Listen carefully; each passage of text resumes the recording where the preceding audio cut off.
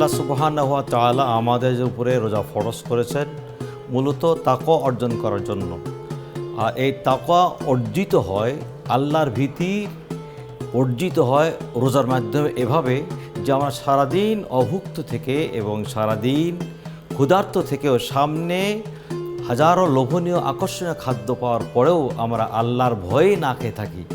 সুতরাং এর মাধ্যমে আমরা তাকওয়া অর্জন করতে পারি। আর তাকওয়া যারা অর্জন করে আল্লাহ তাদেরকে খুব মহব্বত করেন, ভালোবাসেন এবং মর্যাদায় ভূষিত করেন। আল্লাহ তাআলা বলেছেন, ইন্না আকরামাকুম ইনদাল্লাহি আতকাকুম, নিশ্চয়ই আল্লাহ নিকটে মুত্তাকিরাই সবচেয়ে মর্যাদাবান।